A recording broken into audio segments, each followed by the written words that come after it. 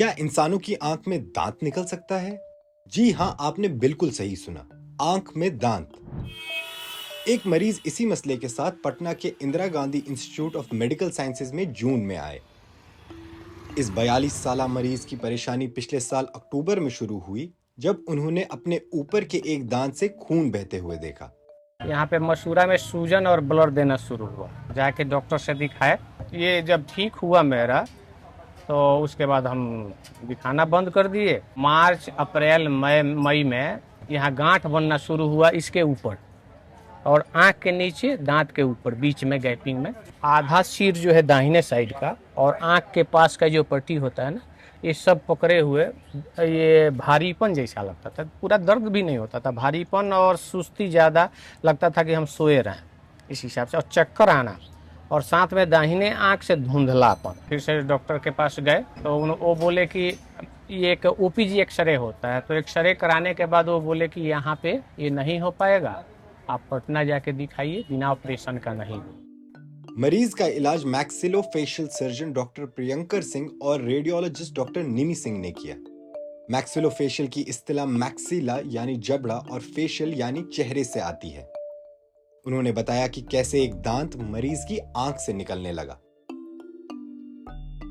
हमारे शरीर की संरचना में बहुत सारी ऐसी चीजें हैं जो अपने नॉर्मल जगह पे नहीं होके कहीं दूर जाके होती हैं। तो दांत को बनाने वाली जो परतें हैं वो अगर छटक के कहीं और चले जाएं इंट्रायूट्रिन लाइफ में, या जब चेहरा बड़ा हो रहा है तब, तो वो जीवित अवस्था में अगर वो तत्व अपनी सही जगह से हिल के कहीं और चला गया तो वो वहां भी पनप सकता है। सेम इस केस में भी वही हुआ होगा। ये one of the development anomalies है, जो कि दांत वहीं पे एक टॉपिक टूथ बन गया, तो वो एक डेवलपमेंटल एनोमलीज उसको बोलेंगे, वो नॉर्मल नहीं है। CBCT is a cone beam computer tomography, जो कि अब नई मशीन है। सीबीसीटी सिर्फ मैक्सिलोफेशियल एरिया के लिए लिया जाता है, जो कि हेड टू मैंडिबल हम लोग ले सकते हैं।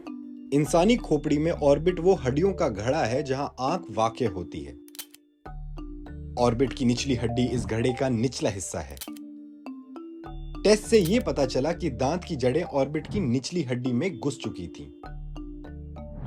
उस ऑर्बिटल फ्लोर को तोड़ता हुआ मैगली साइनस में इरप्ट हुआ। तो वो आंख के फ्लोर पे ये दांत अमूमन बना, और जैसे टूथ इरप्ट करता है वैसे ही ये आंख की फ्लोर को पियर्स करता हुआ मैगली साइनस में इरप्ट हुआ। और चूंकि ये एक्टोपिक था, अपनी नियति जगह पे नहीं था, इसलिए शरीर के लिए ये एक फॉरेन बॉडी हो गया। तो शरीर अपने प्रोटेक्टिव मैकेनिज्म के अनुसार उसके आसपास एक सिस्ट डेवलप कर देता है। वो सिस्ट ने पूरे के पूरे मैगली साइनस को कैप्चर कर लिया और वहां से उसका चेहरा फूलना शुरू हुआ। चूंकि दांत आंख के घड़े की निचली हड्डी में बना था, जो अहम आसाब से घिरा हुआ इलाका है, इसलिए सर्जरी काफी पेचीदा थी। इस टेक्निक को हम कहते हैं कार्डवेल लूक सर्जरी, जिसके तहत हम मुंह के अंदर ही वेस्टिब्यूल में दांतों के बहुत ऊपर जाके एक चीरा देते हैं और वहीं से मैगली साइनस में घुस जाते हैं। अब ये सिस्टिक लाइनिंग बहुत अच्छे से पूरे मैगली साइनस के साथ चिपक चुकी थी, तो उसको बहुत बारीकी से पूरे साइनस की परत से हटाया।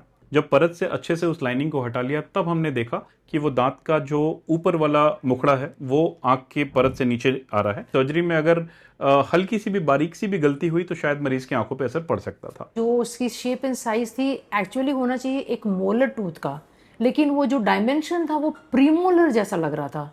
जो मोलर जो बड़ी चौवा होते हैं, उसके आगे के जो छोटी चौवा होती हैं, उनके शेप और उनके साइज का था। क्या ऐसे मामले आम हैं? और क्या आंख में एक दांत उगने का इम्कान है?